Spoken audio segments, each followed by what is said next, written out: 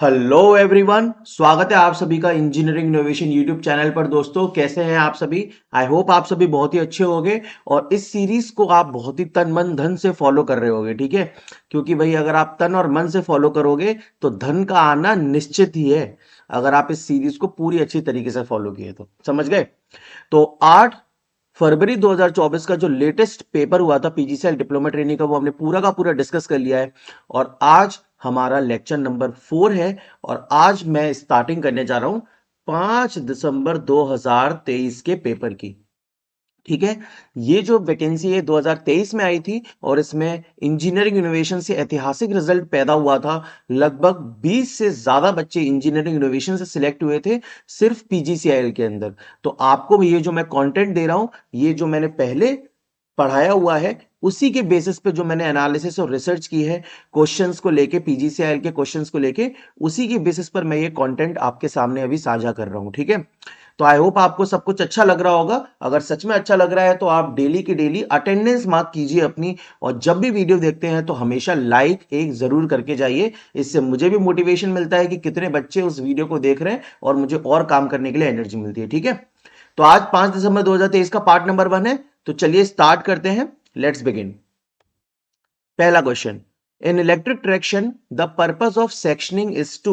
Electric traction के अंदर हम लोग सेक्शनिंग क्यों करते हैं? ठीक है, तो देखो, एक क्वेश्चन 2024 में भी आया था कि न्यूट्रल सेक्शन जो है वो क्यों डाला जाता है, तो है ना, दो पार्ट्स को आइसोलेट करने के लिए कि उससे फॉल्ट ट्रेवल ना हो पाए। अब यहां पे बोल रहा है कि सेक्शनिंग सिर्फ क्यों करते हैं, न्यूट्रल सेक्शन की बात नहीं कर रहा है। तो देखिए, सेक्शनिंग का मतलब ये है कि जैसे मान लीजिए आपकी ये कोई 132 केवी की स्टैंडर्ड 3 फेज ट्रांसमिशन लाइन है। अब इसको स्टेप डाउन करके हम लोग रेलवे के लिए कितना यूज करते हैं सर? 25 केवी रेलवे के लिए यूज किया जाता है। स्टैंडर्ड है सिंगल फेज 25 केवी, जिस पर रेलवे काम करता है। ठीक है, तो उसका ये है ओवरहेड इक्विपमेंट और ये है ट्रैक्शन का रिटर्न पाथ। तो यहां पर क्या किया है, देखिए बीच बीच में ये न्यूट्रल सेक्शन डाला हुआ है, जिससे क्या होता है ना कि जो भी दिक्कत है वो आगे ना जा पाए, है ना, वो आगे ना जा पाए, वो केवल एक ही सेक्शन में रहे। इसी वजह से हम लोग क्या करते हैं, सेक्शनिंग। देखो लिखा भी है, in any electric power supply system it shall be possible to isolate a small faulty section and restore the power supply to the rest of the system। तो जो भी सेक्शन में फॉल्ट आया हम उसको आइसोलेट कर सकें और बाकी के सिस्टम को हेल्दी कर सकें, इसीलिए हम लोग अलग अलग सेक्शंस में पूरा डिवाइड कर देते हैं। ठीक है, तो art of dividing the overhead equipment into electrically smaller sections is known as sectioning. तो क्या हो जाएगा, divide the overhead equipments into sections. Option पढ़ के भी समझ में आ रहा था वैसे। चलिए, for parallel operation of transformers which of the following conditions is not essential. जरूरत नहीं है। देखो, दो कंडीशन होती है, एक तो होती है नेसेसरी कंडीशन और एक होती है डिजायरेबल कंडीशन। तो इन दोनों के बीच में फर्क तो आप समझते ही होंगे। नेसेसरी कंडीशन का मतलब है सांस लेना, है ना। अगर आप सांस, आपकी सांस लेना बंद हो जाए तो आप निपट ही लोगे। तो इसी तरीके से ट्रांसफार्मर में अगर नेसेसरी कंडीशन आपने फुलफिल नहीं की तो पैरेलल ऑपरेशन पॉसिबल ही नहीं है। डिजायरेबल कंडीशन है कि भाई किसी इंसान की अच्छी बॉडी है, किसी इंसान के गुड फिजिक है, अच्छी शक्ल है, अच्छे बाल हैं, तो ये हो भी या ना हो कोई फर्क नहीं पड़ता। डिजायरेबल कंडीशन हो या ना हो, parallel operation can still be possible. अब नेसेसरी कंडीशन में क्या क्या आता है, तो देखिए यहां पे आपको समझना होगा कि दो टाइप के ट्रांसफार्मर की नेसेसरी कंडीशन है, एक सिंगल फेज और एक 3 फेज। ठीक है, तो सिंगल फेज ट्रांसफार्मर के लिए क्या ध्यान रखना है कि सेम वोल्टेज रेशियो होना चाहिए और पोलैरिटी सेम होनी चाहिए। वोल्टेज रेशियो पोलैरिटी ये सिंगल फेज के लिए है, लेकिन 3 फेज ट्रांसफार्मर के लिए कुछ और एक्स्ट्रा बातें आ जाती हैं। कौन कौन सी? देखो, एक तो वोल्टेज रेशियो तो होगा ही होगा, है ना। अब यहां पे आ जाता है सेम फेज सीक्वेंस, है ना, ए बी सी या ए सी बी, तो फेज सीक्वेंस सेम होना चाहिए। इसके साथ ही same phasor group, phasor group same होना चाहिए। इसी को मैं बोलता हूं सेम फेज डिस्प्लेसमेंट। जो दो ट्रांसफॉर्मर्स हैं उनके वाइंडिंग का मतलब जो सेकेंडरी के अक्रॉस वोल्टेजेस आ रहे हैं उनके बीच में फेज डिस्प्लेसमेंट सेम होना चाहिए या फेज डिफरेंस जीरो होना चाहिए। ठीक है, अब फेजर ग्रुप क्या है? ये दोनों है, मतलब डेल्टा डेल्टा स्टार स्टार और स्टार डेल्टा जिगजैग स्टार, इसका पैरेलल ऑपरेशन पॉसिबल है। और डेल्टा स्टार स्टार डेल्टा या स्टार जिगजैग स्टार, इनके बीच में भी पैरेलल ऑपरेशन पॉसिबल है। लेकिन अगर मैं इन दोनों ग्रुप में से एक एक कनेक्शन उठा लूं, जैसे डेल्टा डेल्टा और डेल्टा स्टार उठा लूं, तो क्या phasor group parallel operation possible है? नहीं, लिखा है ना सेम फेजर ग्रुप से होने चाहिए, मतलब एक ही फेजर ग्रुप के होने चाहिए, तो फिर पॉसिबल नहीं है। समझ गए? तो यहां पे क्वेश्चन देखो, नॉट एसेंशियल पूछ रहा है, तो फ्रीक्वेंसी सेम होनी चाहिए, वोल्टेज रेशियो अभी बताया, पोलैरिटी भी अभी बताई, सेम केवी रेटिंग की हमें जरूरत नहीं है। ठीक है ना? चलिए अब देखिए, what is the primary factor affecting the inductance of A transmission line. तो इंडक्टेंस कौन से फैक्टर्स पे डिपेंड करता है? तो इंडक्टेंस का फॉर्मूला होता है mu naught mu R N square A upon L. तो किस पे डिपेंड कर रहा है? म्यू आर पे डिपेंड कर रहा है, मतलब कंडक्टर के मटेरियल पे डिपेंड कर रहा है। ठीक है, फ्रीक्वेंसी पे डिपेंड नहीं करता, लेंथ ऑफ ट्रांसमिशन लाइन पे डिपेंड नहीं करता है। प्राइमरी फैक्टर, प्राइमरी मेनली किस पे डिपेंड करता है? कंडक्टर के मटेरियल पे, कि किस चीज का वो बना हुआ है, टेम्परेचर पे डिपेंड नहीं करता। ठीक है, फ्रीक्वेंसी पे इंडक्टिव रिएक्टेंस डिपेंड करेगा, है ना, एक्सएल बराबर ओमेगा एल या 2 पाई एफ एल। तो इंडक्टिव रिएक्टेंस फ्रीक्वेंसी पे डिपेंड करेगा, लेकिन इंडक्टेंस नहीं करेगा। देखो डिमांड फैक्टर क्या होता है? तो डिमांड फैक्टर आप सबको पता है, maximum demand upon connected load. ठीक है, और ये हमेशा क्या होता है? लेस देन 1 होता है, क्योंकि एक घर की मैक्सिमम डिमांड घट बढ़ सकती है, लेकिन कनेक्टेड लोड तो फिक्स रहता है। तो कनेक्टेड लोड हमेशा जितने डिवाइसेस कनेक्ट है वो सब, और मैक्सिमम डिमांड उसमें से कितने चालू हैं उतनी डिमांड है। अब आ जाइए इधर, in a DC motor torque is directly proportional to, तो टॉर्क किसके प्रोपोर्शनल होता है डीसी मशीन में? फ्लक्स इनटू आर्मेचर करंट के। टॉर्क का फॉर्मूला भी याद होना चाहिए आपको, क्या होता है? पावर अपॉन स्पीड, या इसको लिखते हैं EBIA अपॉन 2 पाई N/60। तो ये बनेगा 60 अपॉन 2 पाई EBIA अपॉन N। इस फॉर्मूले से बहुत सारे क्वेश्चन आते हैं। तो torque is directly proportional to armature current हो जाएगा। Supply voltage motor speed back EMF के नहीं होता है, फ्लक्स के भी होता है और आर्मेचर करंट के भी होता है। For maximum power transfer in AC circuits the load impedance should be, तो आपको पता ही है मैक्सिमम पावर ट्रांसफर करने के लिए अगर मैं एक एसी सर्किट ले रहा हूं,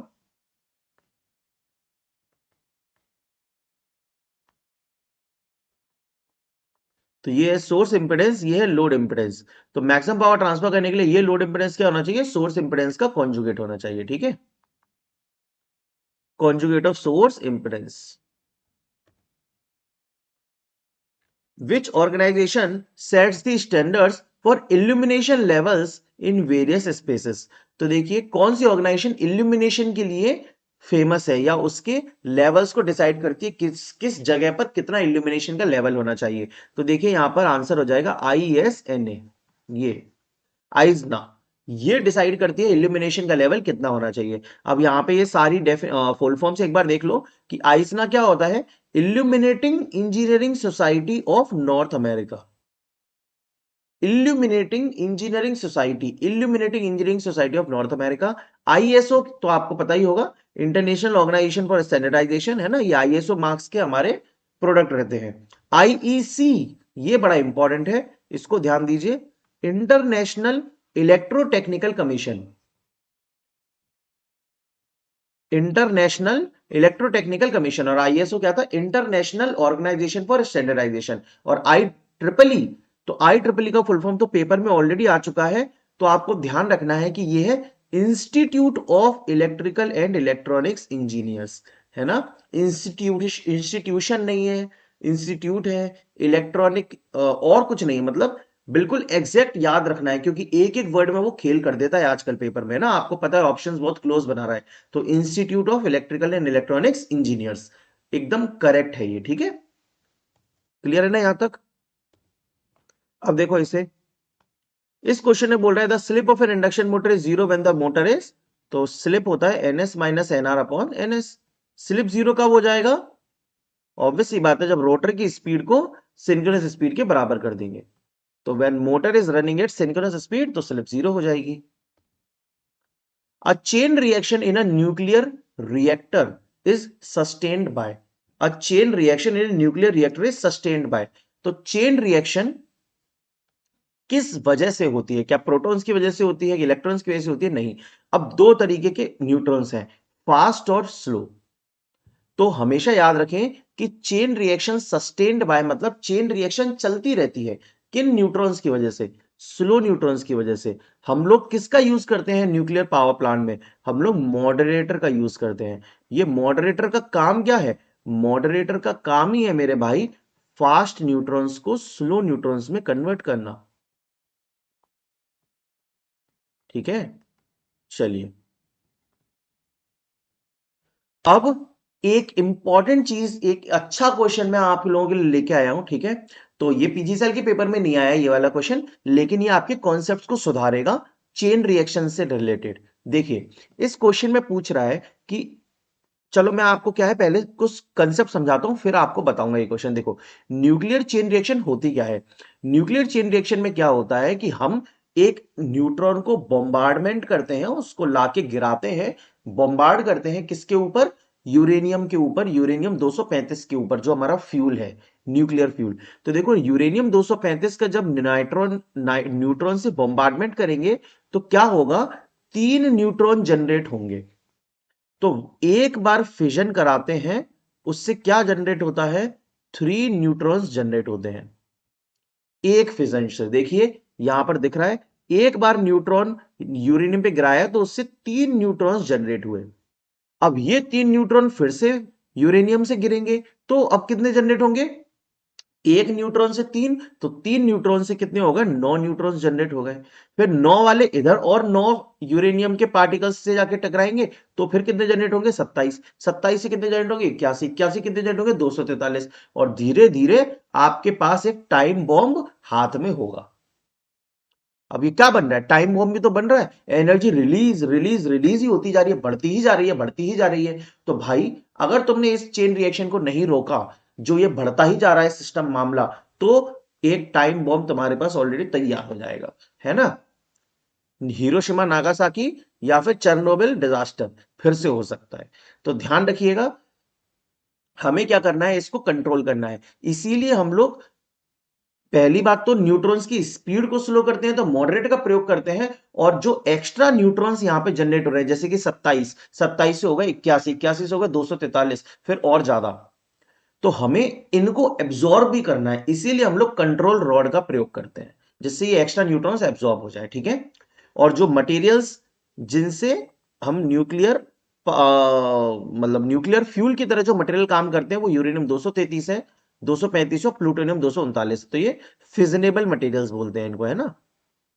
ठीक है, तो समझ में क्या आया? ये समझ में आया कि न्यूक्लियर चेन रिएक्शन एक ऑन गोइंग प्रोसेस है। वहां पे मॉडरेटर का काम है फास्ट को स्लो करना, और कंट्रोल रॉड्स का काम है जो एक्स्ट्रा फिजन में न्यूट्रॉन्स आ रहे हैं उनको एब्जॉर्ब कर लेना, और उतने न्यूट्रॉन्स रखना जिससे हमारी एक सफिशिएंट अमाउंट ऑफ एनर्जी पैदा हो, केवल, ठीक है, कंट्रोल्ड हो। तो देखो, in a nuclear reactor self sustained chain reaction is possible. Chain reaction खुद से चलती रहे, ऐसा पॉसिबल है। क्यों? More neutrons are released in each of the fission reaction. क्या ये बात सही है? बिल्कुल सही है। हर फिजन रिएक्शन में ज्यादा न्यूट्रॉन्स रिलीज हो रहे हैं तो हम कुछ को एब्जॉर्ब कर लेते हैं और रिएक्शन हमारी चलती रहती है। The neutrons immediately take part in fission process. Yes, एक फिजन के बाद फिर दूसरे फिजन की तैयारी चल गई। देखिए इमीडिएटली, पहले ये हुआ फिर ये हुआ, ऐसे इमीडिएटली काम चल रहा है, ये भी सही है। The fast neutrons are slowed down by graphite. Yes, graphite is a moderator, उसको स्लो डाउन कर लिया जाता है। Every neutron released in the fission reaction initiates further fission. बताइए, क्या every neutron released in the fission reaction initiates further fission? क्या हम अपनी चेन रिएक्शन में हर एक न्यूट्रॉन को आगे फिजन होने देते हैं? नहीं, हम कंट्रोल करते हैं। तो ये सही नहीं है। तो कौन सा स्टेटमेंट सही हो जाएगा? 1, 2 एंड 3। आई होप आपको इस क्वेश्चन से काफी कुछ सीखने को मिला हो। ठीक है, चलिए, मोटरों के लिए एमसीसीबी मतलब मोल्डेड केस सर्किट ब्रेकर का चयन करते समय कौन सा कारक महत्वपूर्ण है? मतलब कौन सा पैरामीटर इंपॉर्टेंट है जब हम मोटर के लिए चयन करते हैं? तो देखिए, मोटर एमसीसीबी का रंग, ये इंपॉर्टेंट है। या जिस मोटर के लिए चयन कर रहे हैं तो उस मोटर में कितनी स्टार्टिंग करंट है वो इंपॉर्टेंट है, या मोटर का वजन इंपॉर्टेंट है, या ब्रांड प्रतिष्ठा? ऑब्वियस सी बात है, मोटर का स्टार्टिंग करंट। और इसी से रिलेटेड 2024 में भी क्वेश्चन आया था, हमने लास्ट सेशन में किया है कि कितना रेटिंग होना चाहिए स्टार्टिंग करंट का? 125, मतलब एमसीसीबी का जो रेटिंग है वो 125% ऑफ स्टार्टिंग करंट हम चूज करते हैं generally, 125% of starting current. MCCB की जो रेटिंग है वो हम कितनी चूज करते हैं? 125% ऑफ स्टार्टिंग करंट। तो ये चीज तो हम पहले ही पढ़ चुके हैं, ठीक है। तो यहां पे देख लीजिए कि कौन कौन से सिलेक्शन पैरामीटर होते हैं। एक तो मोटर का स्टार्टिंग करंट होता है, दूसरा पैरामीटर होता है ब्रेकिंग कैपेसिटी, फिर टाइप ऑफ प्रोटेक्शन कौन सा, और सिस्टम का वोल्टेज क्या है। मेनली तो आपका मोटर का स्टार्टिंग करंट ही इंपॉर्टेंट है, ठीक है। The equivalent resistance of a transformer is used to calculate, है ना। Equivalent resistance of a transformer is used to calculate. तो भाई इक्विवेलेंट रेजिस्टेंस से क्या निकालोगे, कोर लॉस नहीं, पावर फैक्टर नहीं, एफिशिएंसी नहीं, कॉपर लॉस, है ना। The time required for half of the radioactive atoms in a sample to decay. तो time required for half of the radioactive atoms in a sample to decay. तो ये last जो paper हुआ था उसमें भी क्वेश्चन आया था और अभी भी आया है, हाफ लाइफ, है ना। आधे सैंपल्स को डिके होने के लिए जो समय लगता है वो क्या लगता है, हाफ लाइफ। देखो ये रहा है ना, यहां से लेके यहां तक ये हाफ लाइफ है। पहले इतने थे, अब आधे रह गए, x/2। Armature reaction in A DC generator primarily affects.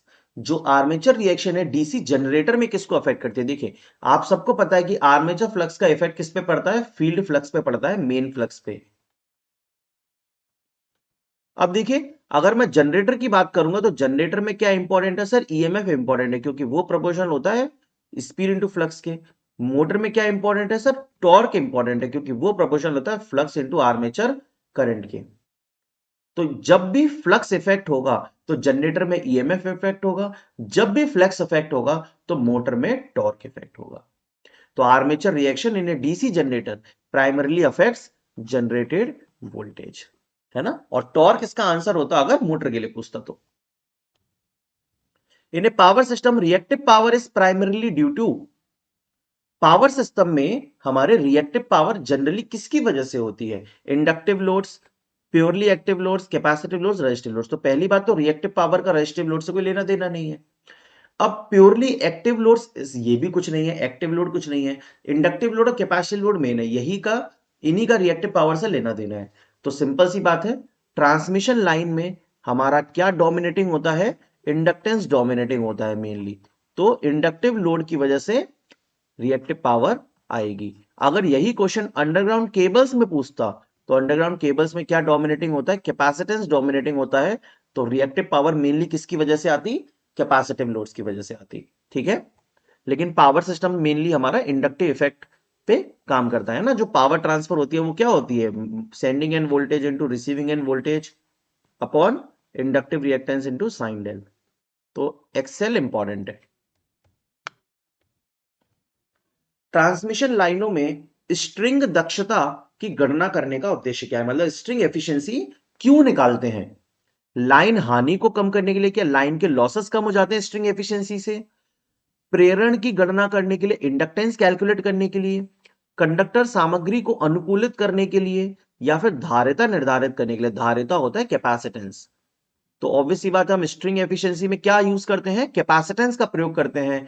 तो कैपेसिटेंस निर्धारित करने के लिए स्ट्रिंग एफिशिएंसी को कैलकुलेट करते हैं। In a star connected system with the phase voltage and line voltage which of the following relation is correct. तो star connected में फेज वोल्टेज क्या होता है, लाइन डिवाइड बाय √3, और फेज करंट बराबर लाइन करंट होती है। In mesh analysis which of the following is true. Mesh analysis में, है ना। अच्छा आपको लूप और मैश का डिफरेंस तो मालूम ही होगा, है ना। लूप और मैश का डिफरेंस तो आई होप आपको क्लियर ही होगा।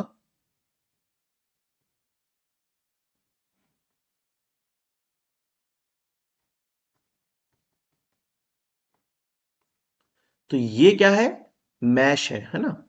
ये भी क्या है, मैश है। लेकिन ये क्या है, लूप है ना। तो 1 और 2 क्या है, मैश। लेकिन लूप कौन कौन से हैं, अरे लूप तो सारे ही हैं, 1, 2 और 3। तो इस सर्किट में 3 लूप हैं और 2 मैश हैं। मतलब मैश एक ऐसा पाथ है जिसके अंदर और कोई क्लोज पाथ नहीं आना चाहिए, लेकिन लूप के अंदर क्लोज पाथ आ भी सकता है। तो हम यहां से ये भी बोलते हैं कि every mesh is a loop but every loop is not a mesh, ठीक है। तो यहां पे बोल रहा है कि मैश एनालिसिस क्यों की जाती है, which of the following is true, only outer loops are considered. बताओ, क्या मैश एनालिसिस में हम आउटर लूप लेते हैं, मतलब ये तीसरे नंबर वाला लूप लेते हैं क्या? नहीं, है ना, एक सिंगल वाला लेते हैं। Both inner and outer loops are considered, नहीं, आउटर नहीं लेते। ऑल लूप्स आर कंसिडर्ड, नहीं, only one loop is considered at a time. केवल एक लूप कंसिडर करते हैं, या तो फर्स्ट या सेकंड। थर्ड वाले में मैश एनालिसिस नहीं लगती है। मतलब हम ले सकते हैं उस लूप को, लेकिन बेसिकली जो करंट डिफाइन करते हैं हम अलग अलग, जैसे कि मैं फर्स्ट वाले में और सेकंड वाले में करंट डिफाइन करता हूं, तो वो क्या होती है, केवल जितने मैश होते हैं उतनी ही करंट इक्वेशन बनेंगी, I1 एंड I2। ठीक है, चलिए अब आ गए इस क्वेश्चन पे। ये क्या बोल रहा है, which principle ensures safety against electric shock during electrical installations. ठीक है, तो कौन से प्रिंसिपल से हमें सेफ्टी मिल जाएगी जब भी हम किसी इलेक्ट्रिकल इक्विपमेंट को इंस्टॉल कर रहे हैं? तो यूज ऑफ फ्लैश लाइट, क्या बात बकवास कर रहा है। वियरिंग अ हेलमेट, बिल्कुल हेलमेट पहनने से जरूर सेफ्टी मिलती है, लेकिन इलेक्ट्रिक सेफ्टी नहीं मिलती। Insulating of live parts, crash या एक्सीडेंट से सेफ्टी मिल जाती है। इंसुलेशन ऑफ लाइव पार्ट्स, बिल्कुल सही बात है ना। अगर हम लाइव पार्ट्स को, जो भी इलेक्ट्रिकल इक्विपमेंट का लाइव पार्ट है उसको इंसुलेट कर दें, मेटल बॉडी को इंसुलेट कर दें, तो हमें क्या मिल जाएगी, सेफ्टी मिल जाएगी इलेक्ट्रिक शॉक से, है ना। जैसे कि यहाँ देखिए, ये डायग्राम में एक लाइव वायर आ रहा है, ये न्यूट्रल वायर है, तो यहाँ पे इसको, इस इलेक्ट्रिकल इक्विपमेंट को अर्थ किया हुआ है, तो जो करंट है वो मेटल बॉडी से होते हुए लो रेजिस्टेंस पाथ, मतलब हमारे अर्थ में चली जा रही है। ठीक है, और इस इंसान को कुछ नहीं हो रहा है, बेचारा हंस रहा है, देखो।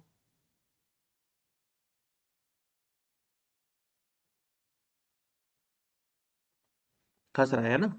चलिए, अब देखिए यहां पे क्या है, मेरे माइंड में आया कि मैं आपको कुछ एक्स्ट्रा चीजें बताऊं। यहां पे देखिए कि एक इंसान के लिए कितनी करंट खतरनाक है और कितनी करंट सेफ है। तो देखिए, इससे रिलेटेड एक डेटा है, पेपर में आता भी है ये क्वेश्चन। देखिए यहां पे देखिए, एक 0 एम्पियर, ये 0 से स्टार्ट कर रहे हैं, तो पहले काम चालू होगा मिली एम्पियर से। 0 से लेके 1 मिली एम्पियर, 5 मिली एम्पियर, तो लगभग 4-5 मिली एम्पियर तक की करंट से कोई सेंसेशन नहीं होगा, सेफ है, ये सेफ करंट वैल्यूज है। लेकिन जैसे ही मामला 5 मिली एम्पियर के ही ऊपर जाता है, हम तो सोचते हैं कि 15 एम्पियर, 20 एम्पियर, 30 एम्पियर से शायद कुछ होगा, लेकिन यहां तो मिली एम्पियर में काम चल रहा है। 5 मिली एम्पियर से ही जैसे आप ऊपर जाते हो तो गड़बड़ होना स्टार्ट हो जाती है।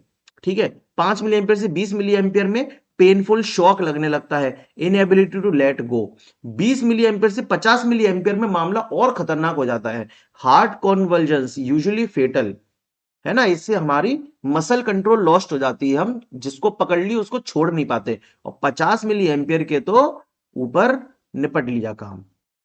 तो देखिए, एक क्वेश्चन भी आया था, at what level of current flow during electric shock death is possible. ये एसएससी जेई में क्वेश्चन आया था, कितना करंट फ्लो कर जाए तो डेथ पॉसिबल है। तो क्या 1 से 8 मिली एम्पियर? नहीं। 10 से 20? नहीं। 20 से 50? नहीं, क्योंकि 20 से 50 मिली एम्पियर में क्या हो रहा है, हमारा कंट्रोल लॉस्ट हो जा रहा है हमारी बॉडी पे से, हम जिस चीज को पकड़ लिया उसको छोड़ नहीं पाएंगे, है ना।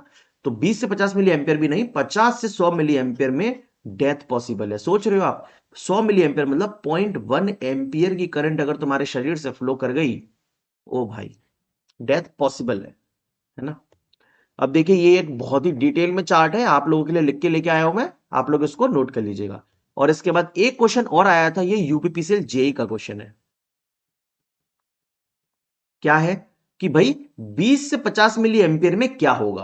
तो 20 से 50 मिली एम्पियर में बोल रहा है कि muscular control is not lost. जी नहीं, मैंने अभी बताया मस्कुलर कंट्रोल लॉस्ट हो जाता है। मस्कुलर कंट्रोल इज लॉस्ट और पेनफुल शॉक लगेगा, या फिर सीवियर मस्कुलर कॉन्ट्रेक्शन हो जाएगा। तो देखिए, 20 से 50 मिली एम्पियर मतलब इधर मस्कुलर कंट्रोल, मस्कुलर कंट्रोल भी लॉस्ट हो जाएगा, और पेनफुल शॉक नहीं लगेगा, सीवियर मस्कुलर कॉन्ट्रेक्शन होगा, मतलब आपकी मसल्स सिकुड़ने लगेंगी जहां से आपने पकड़ा है वहां पे, है ना। ब्रीदिंग डिफिकल्ट हो जाएगी 20 से 50 मिली एम्पियर पे, और 50 मिली एम्पियर से ऊपर वाले रेंज में डेथ भी पॉसिबल है।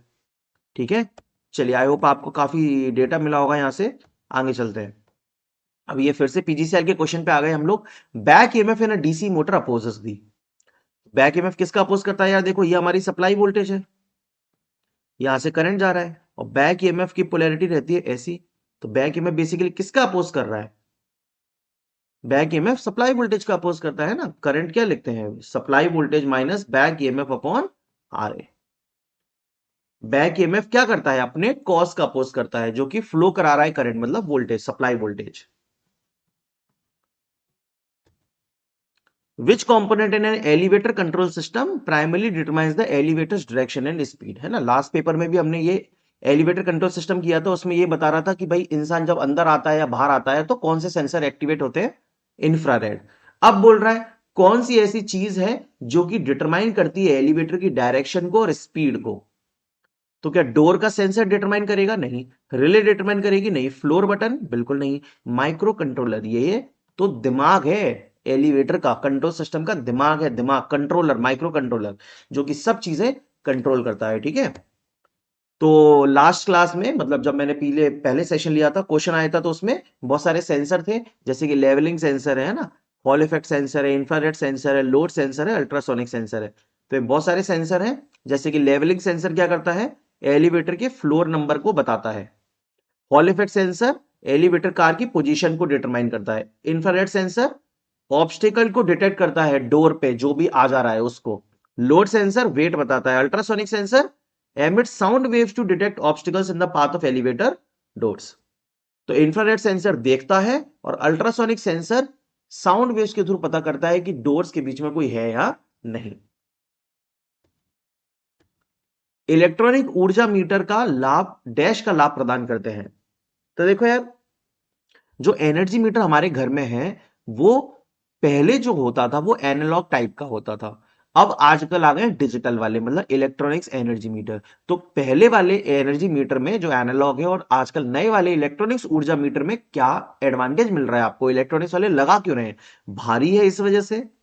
बिल्कुल नहीं। गतिमान भाग होना, क्या आप मतलब स्पीड तेज है? बिल्कुल नहीं। उच्च बिजली खपत, अगर हाई बिजली एनर्जी कंजम्पशन हो जाएगा तो भाई लगाएंगे कि हटाएंगे? फिर तो हटाना पड़ेगा ना दोस्त।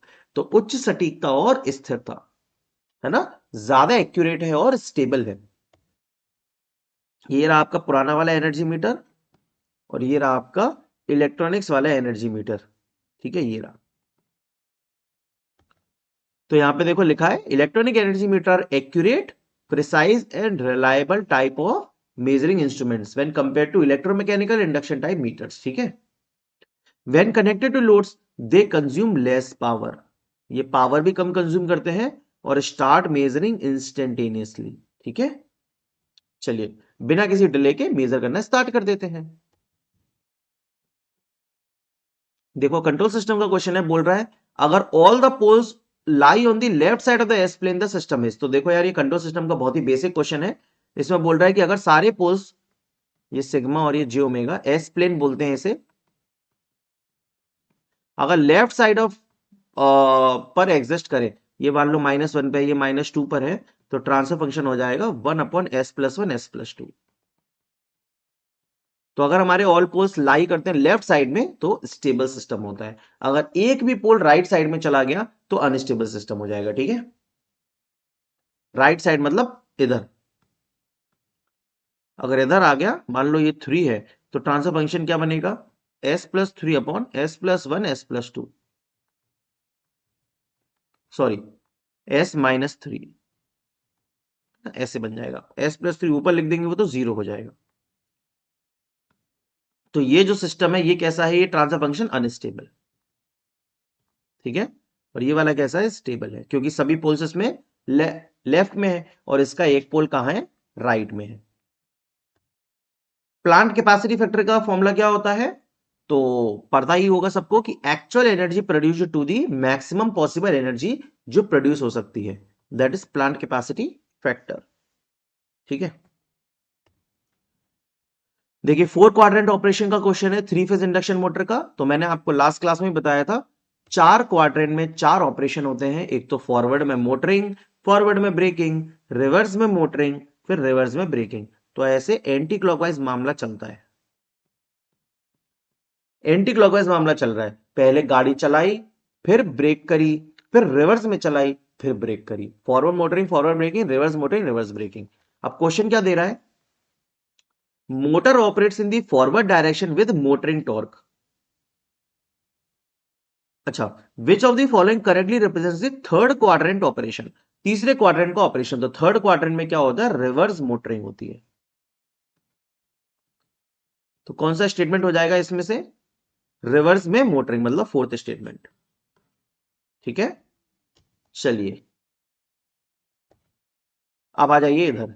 एक विभेदक रिले, विभेदक रिले क्या होता है दोस्तों, डिफरेंशियल रिले होता है। ये विभेदक मतलब डिफरेंशियल रिले तब संचालित होता है जब इसकी दो कुंडलियों में धाराओं के बीच का अंतर निम्न से अधिक हो जाता है। तो डिफरेंशियल रिले में ये जो ऑपरेटिंग कॉइल है ना, जब इसमें करंट का डिफरेंस, जो कि ये और ये करंट है, एक फिक्स्ड वैल्यू से ऊपर हो जाता है, तो ये ऑपरेट हो जाती है। क्या बोला मैंने, रिले कॉइल या ऑपरेटिंग कॉइल में कब ऑपरेशन होता है, जब करंट का डिफरेंस एक फिक्स्ड वैल्यू से ऊपर निकल जाए। तो विभेदक रिले तब संचालित होता है जब इसकी दो कुंडलियों में धाराओं के बीच का अंतर निम्न से अधिक हो। कितने से अधिक हो, शून्य से अधिक हो, या रेटेड के 100% से, या रेटेड के 50% से, या एक पूर्व निर्धारित मान। तो एक पूर्व निर्धारित मान मतलब प्री डिटरमाइंड वैल्यू,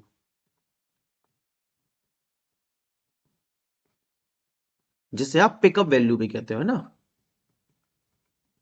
एक पिकअप वैल्यू से ऊपर अगर करंट निकल जाएगा तो रिले हमारी ऑपरेट हो जाएगी। ठीक है ना। Primary purpose of an electrostatic precipitator in a power plant. तो इलेक्ट्रोस्टैटिक प्रेसिपिटेटर का काम क्या होता है, तो ये देखिए भाई, ये वाला डायग्राम, इसमें हमें ये भी दिख रहा है कि ये जो पॉजिटिव प्लेट्स हैं, मतलब पॉजिटिव सप्लाई है, ये किससे जुड़ी हुई है, इनसे, प्लेट से। तो मेटल प्लेट्स हैं, ये किससे जुड़ी हैं, पॉजिटिव टर्मिनल से। और ये थिन मेटल रॉड्स हैं, ये मेटल रॉड्स किससे जुड़ी हुई हैं, देखिए नेगेटिव वाले से। ठीक है, तो ये नेगेटिव सप्लाई से जुड़ी रहती हैं रॉड्स, और मेटल प्लेट्स पॉजिटिव सप्लाई से जुड़ी रहती हैं। ठीक है, इसका काम क्या है, जो हमारी फ्लू गैस आ रही है उसके अंदर अगर कोई भी आयरन पार्टिकल्स हैं तो उनको आयनाइज करके अपने अंदर चिपका लेना, और बाहर चिमनी में से उनको जाने ना देना। ठीक है, सॉलिड पार्टिकल्स को आयनाइज करके अपने पास स्टोर करके रख लेता है, और बाकी सबको बाहर, मतलब क्लीन गैस को एक तरीके से बाहर जाने देता है चिमनी के बाहर। ठीक है, तो primary purpose of an electrostatic precipitator in a power plant is to remove ash particles from the exhaust. ठीक है, क्लियर है। चलिए, तो इसकी एफिशिएंसी कितनी होती है इलेक्ट्रोस्टैटिक प्रेसिपिटेटर की, 99.5%, 99% एफिशिएंसी होती है भाई। स्ट्रीट लाइटिंग में, अच्छा, स्ट्रीट लाइटिंग के डिजाइन में प्राथमिक विचार क्या है। तो देखिए, हमने लास्ट क्लास में भी स्ट्रीट लाइटिंग का बहुत सारे क्वेश्चन किए थे, जिसमें पूछा था कि स्ट्रीट लाइटिंग के दो खंभों के बीच में मेनली डिस्टेंस कितनी होती है, तो 35 मीटर होती है ना, वो चीज भी पढ़ा था। अब ये पूछ रहा है कि स्ट्रीट लाइटिंग के डिजाइन में प्राथमिक विचार क्या है, प्राइमरी कंसिडरेशन क्या चीज है, मतलब मेनली किस चीज पर फोकस करते हैं, क्या कलर ऑफ लाइट पे, या डिस्टेंस बिटवीन पोल्स पे, या हाइट ऑफ एडजेसेंट बिल्डिंग्स पे, या एस्थेटिक अपील पे, सौंदर्यात्मक आकर्षण, निकटवर्ती इमारतों की ऊंचाई, ध्रुवों के बीच दूरी, या फिर प्रकाश का रंग। ऑब्वियसली बात है, डिस्टेंस बिटवीन पोल्स। ये इंपॉर्टेंट है भाई, कि कितनी दूरी है दोनों खंभों के बीच में, जो कि हमने पढ़ा भी था, 35 मीटर, इंपॉर्टेंट, मतलब 35 मीटर होनी चाहिए इन जनरल।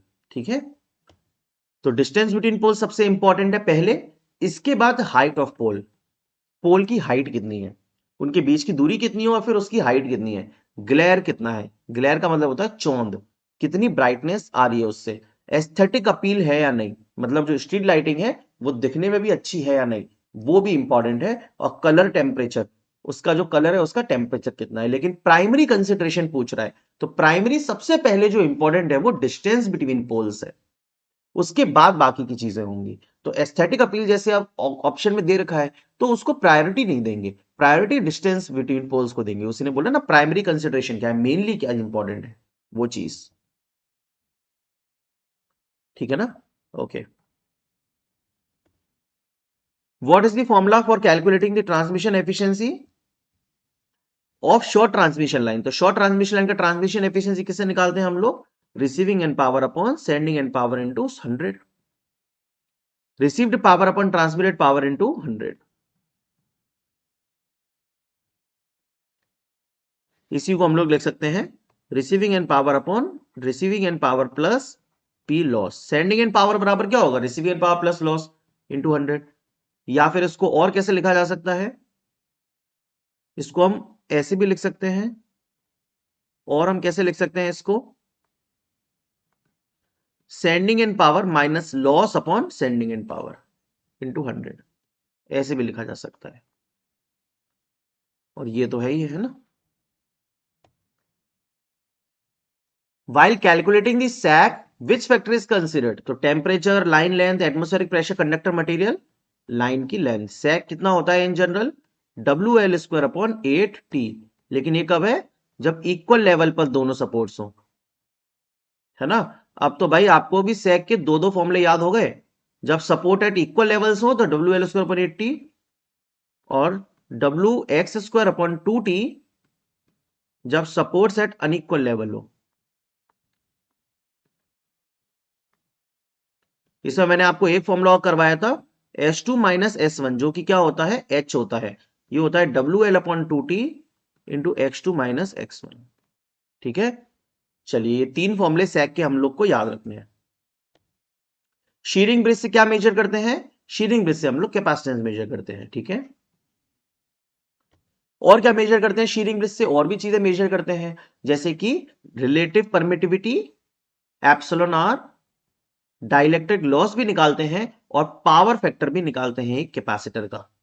ये शीरिंग ब्रिज की इंपॉर्टेंट चीजें हैं। कैपेसिटेंस तो करते ही करते हैं, लेकिन इसके अलावा relative permittivity, dielectric loss and power factor of a capacitor.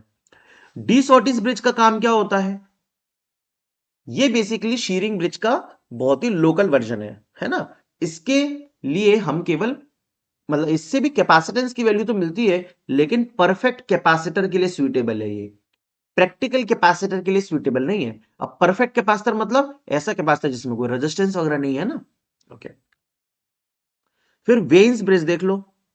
तो वेन्स ब्रिज से भी हम लोग फ्रीक्वेंसी तो देखो मेनली मेजर करते ही करते हैं, लेकिन वेन्स ब्रिज से जब शीरिंग ब्रिज पिक्चर में नहीं आया था तो कैपेसिटेंस मेजर के लिए वेन ब्रिज ही काम आता था।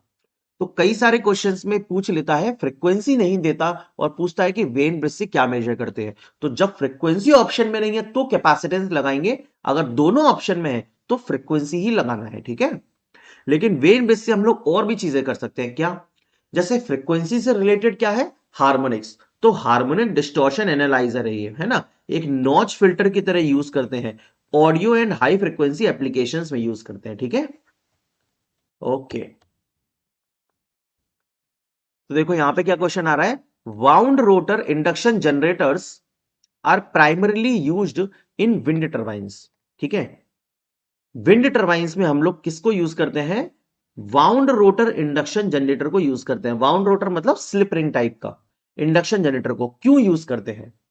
तो देखिए ये एक अच्छा सा डायग्राम है जिसमें आपको दिख रहा है बहुत सारी चीजें। क्या दिख रहा है कि देखो ये विंड आ रही है, ये टरबाइन लगी है, टरबाइन की विंड इसको इसकी मतलब अब जो स्पीड है यहाँ पे जनरेटर के लिए, रोटर को जो स्पीड चाहिए उसको कम या ज्यादा करने के लिए हम लोग एक गियर बॉक्स लगाते हैं, और यहां पे क्या लगा है, वाउंड रोटर इंडक्शन जनरेटर भी लगा है।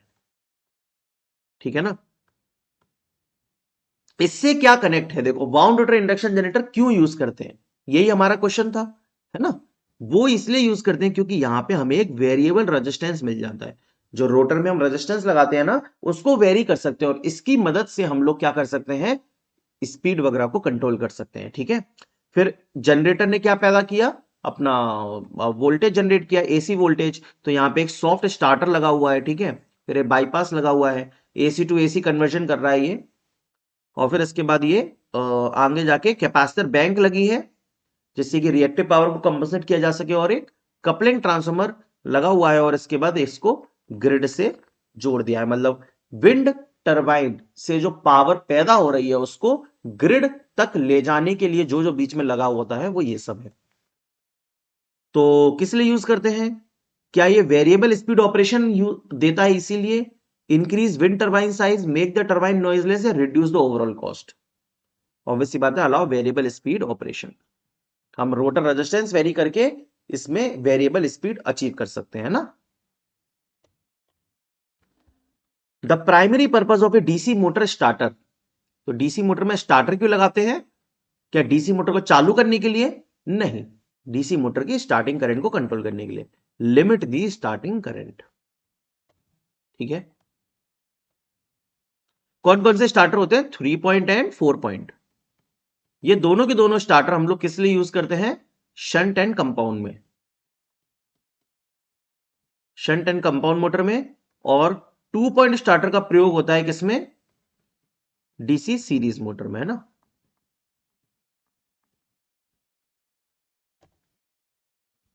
अब देखिए 2 पोर्ट नेटवर्क का क्वेश्चन है, दी open circuit impedance parameter Z11 क्या होता है? तो ये मैंने आपको पिछली क्लास में ही बताया था कि Z11 देखो, जैसे V1 बराबर है Z11 I1 प्लस का Z12 I2, और V2 बराबर है Z21 I1 प्लस का Z22 I2। तो Z11 क्या होगा? V1 upon I1 when I2 equals to 0। तो इसको हम लोग क्या बोलेंगे? Open circuit driving point impedance, है ना। और Z22 क्या हो जाएगा?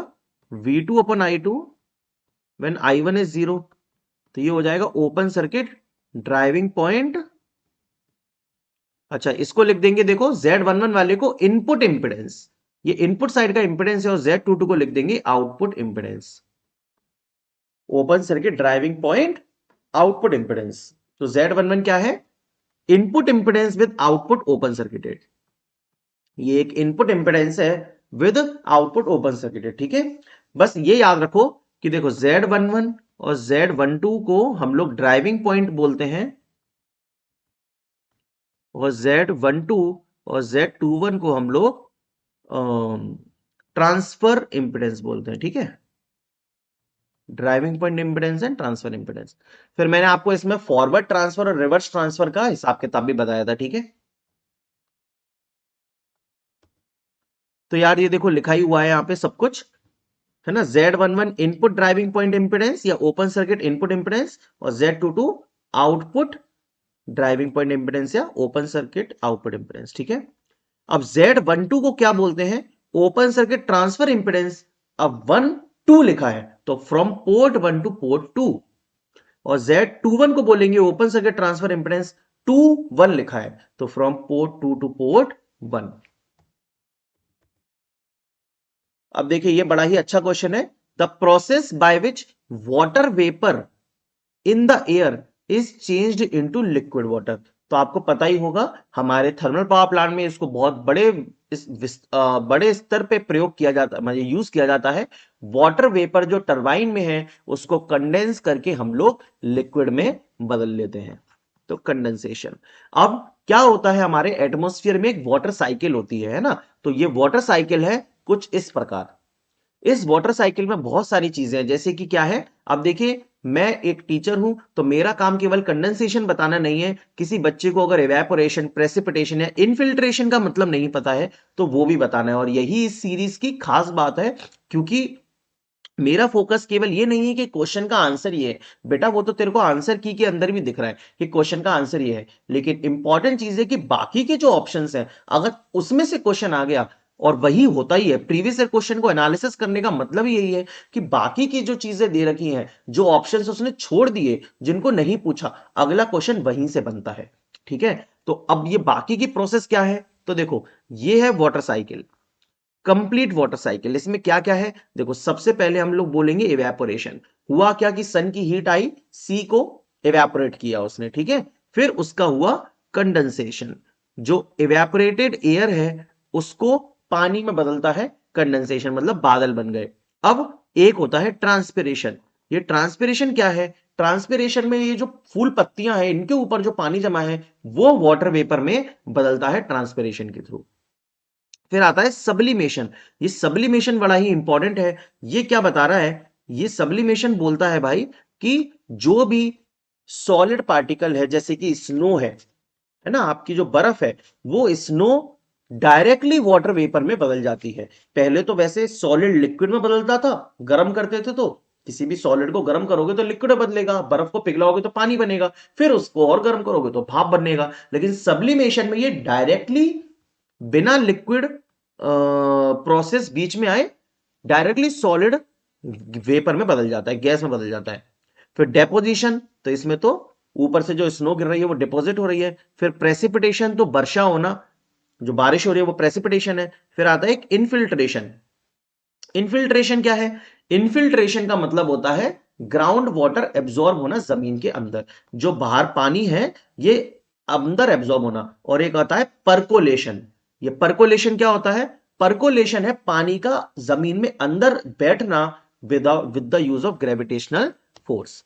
तो देखो लिखा है the process by which water moves downward through the soil under gravitational forces. पानी और नीचे जाता है गहराइयों में ग्रेविटेशन फोर्स की वजह से, दैट इज पल्कोलेशन। वाटर ग्राउंड में एब्जॉर्ब होना, इनफिल्ट्रेशन। और बाकी सारी चीजें मैंने आपको बताई दी, ठीक है, पढ़ लेना एक एक बार। ये वाटर साइकिल है। फिर से देखो 2 नेटवर्क का क्वेश्चन है, short circuit admittance parameter Y21 क्या है? तो बताओ तुम लोग खुद। ये हो जाएगा शॉर्ट सर्किट ट्रांसफर एडमिटेंस। अब 2 to 1 है तो फ्रॉम पोर्ट 2 टू पोर्ट 1। लेकिन जो पोर्ट 2 है वो आउटपुट होता है और पोर्ट 1 इनपुट होता है, तो फ्रॉम आउटपुट टू इनपुट, तो transfer admittance from output to input, ये हो गया Y21। ठीक है, तो transfer admittance from input to output क्या हो जाएगा? Y12। Output admittance with input short circuited, या अब छोड़ो ये सब तो समझ ही जाओगे, है ना। चलिए, what is the result of the inverse Laplace transform of f of s equal to 1/s? तो यार देखो, ये क्या है? इनवर्स लाप्लास ट्रांसफॉर्म लेना है हमें इसका। तो क्या होता है? ये यूनिट स्टेप का होता है ना, यूनिट स्टेप का लाप्लास होता है 1/s। e की पावर -at का लाप्लास हो जाएगा 1/s plus A. cos at का लाप्लास हो जाएगा s/s² प्लस ए स्क्वायर। और sin at का लाप्लास हो जाएगा a/s² प्लस ए स्क्वायर। ठीक है, in a parallel RLC circuit operating at a frequency other than its resonant frequency, है ना। एक पैरेलल RLC सर्किट है, अगर मैं उसको ऑपरेट कर रहा हूं other than its resonant frequency, तो which of the following statement is true? तो देखो यार, अगर एक पैरेलल सर्किट है मेरे पास RLC, और अगर मैं उसको रेजोनेंस फ्रीक्वेंसी पे ऑपरेट करा रहा हूं, तो वो कौन से पावर फैक्टर पे काम करता है सर? यूनिटी पावर फैक्टर पे काम करता है ना, RLC ये सप्लाई वोल्टेज। अब तीन चीजें हैं, या तो ओमेगा नॉट पे काम करे, या ओमेगा एच या omega L, higher cut off frequency पे काम करे या लोअर कट ऑफ फ्रीक्वेंसी पे काम करे। तो इसे बोल रहा है रेजोनेंट फ्रीक्वेंसी पे काम नहीं करा रहे, तो बोल रहा है करंट के बारे में बोल रहा है, total current is always in phase with the voltage. जो टोटल करंट है वो वोल्टेज के फेज में रहती है, लेकिन ये तो कब होगा? जब रेजोनेंस फ्रीक्वेंसी होगी तब, क्योंकि यूनिटी पावर फैक्टर होता है। तो ये ऑप्शन तो गलत हो गया।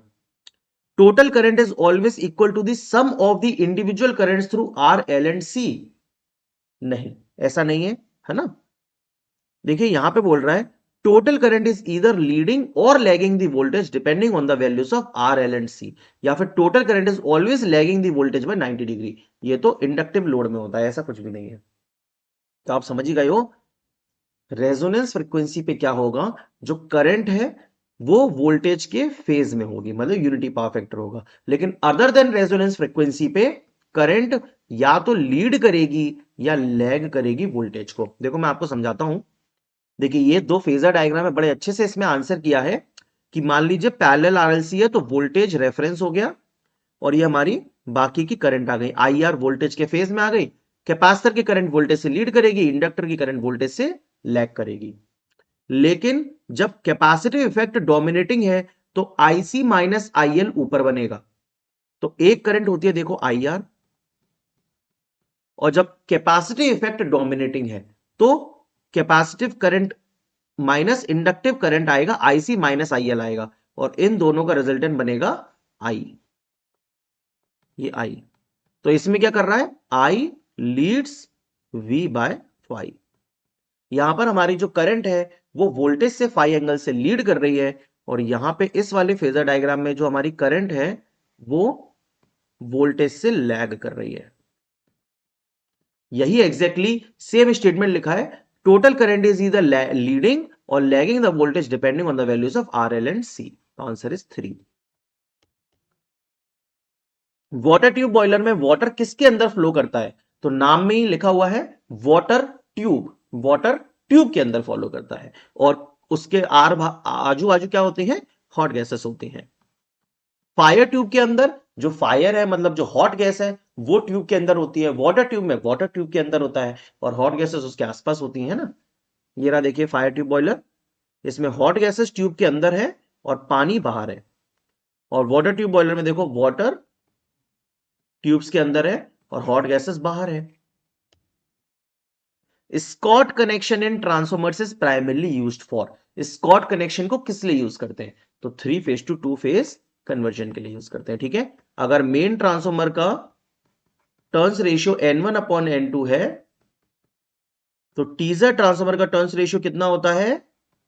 लास्ट क्लास में बताया 0.86 N1 इज टू N2 या फिर √3 upon 2 N1 is to N2। अगर इतना भी याद रखोगे तो काम हो जाएगा स्कॉट और मतलब मेन और टीजर ट्रांसफॉर्मर में। Which transformation is used to simplify a 3 resistor network? अब देखो ये पूरा क्वेश्चन इसी पे टिका है। आपको पता है हम लोग डेल्टा टू स्टार कनेक्शन भी कर सकते हैं और स्टार टू डेल्टा भी कर सकते हैं, लेकिन क्वेश्चन थोड़ा अलग तरीके से पूछा है। बोल रहा है कि सिंप्लीफाई कब होंगी चीजें, आसान कब बनेंगी? आसान बनती है स्टार कनेक्शन में, है ना। जब भी किसी चीज को स्टार में कनेक्ट करते हैं तो वो चीज आसान हो जाती है। तो यहां पे डेल्टा से स्टार में जब जाएंगे तो चीजें आसान हो जाएंगी। Answer is B. तो देखिए यहां पे कन्वर्जन भी देख लीजिए। अगर ये डेल्टा कनेक्टेड कनेक्शन है तो इनका स्टार कनेक्शन ये है। तो अगर R1 देखूंगा तो R1 देखो क्या है ऐसे, R2 देखूंगा तो R2 इधर है और R3 देखूंगा तो R3 इधर है। ये है R1, ये है R2, ये है R3। तो इनका फॉर्मूला तो आपको पता ही होगा कि R1 को अगर मुझे लिखना है तो R1 किसके बीच में आ रहा है? B और C के बीच में आ रहा है। तो R1 की वैल्यू हो जाएगी RB into RC divide bye तीनों का सम। इसी तरीके से R2 किसके बीच में आ रहा है? A और C के बीच में, तो R into RC divide by sum R3 भी आ गया। तो ये डेल्टा से स्टार ट्रांसफॉर्मेशन है। ये बेसिकली क्या है? चीजों को सिंप्लीफाई कर देता है। ठीक है, ओके। इसी के साथ हमारा ये एक और बेहतरीन लेक्चर समाप्त होता है। कैसा लगा दोस्तों? अगर यहां तक आए हो तो मुझे तो लगता है अच्छा ही लगा होगा। अगर यहां तक आ गए हो तो लाइक जरूर कर देना यार वीडियोस को। ठीक है, मैं भी चाहता हूं कि मेरी वीडियोस थोड़ी यूट्यूब के एल्गोरिदम के अंदर आए। आप लोग लाइक शाइक करें, वीडियोस वगैरह बढ़े, चैनल पे सब्सक्राइबर्स बढ़े, सब्सक्राइब भी जरूर कर दीजिएगा। और प्लीज इसको अपने इतने जितने भी आपके दोस्त हैं तो उन सभी को जरूर शेयर कीजिए। और यूट्यूब पर जो ये सीरीज है इसको आप ही लोगों को बढ़ाना है। ठीक है, ध्यान रखिए। ठीक है, ओके। तो देखिए यार, सिंपल सी बात है, मैं उस जगह इनपुट नहीं देना चाहता जिसका कोई आउटपुट नहीं है। तो अगर आप लोगों को इस वीडियो से आउटपुट मिल रहा है तो आप लोग इसको रिस्पॉन्ड करिए, इसको शेयर कीजिए। मैं आपको इतना इनपुट दूंगा कि आप लोग जल्दी से जल्दी सिलेक्ट हो जाओ। ठीक है, चलिए बहुत बहुत धन्यवाद, थैंक यू सो मच। मिलता हूं नेक्स्ट लेक्चर में, तब तक के लिए शुक्रिया। इसका पार्ट नंबर 2 करेंगे हम लोग अगली वीडियो में। ओके, कल।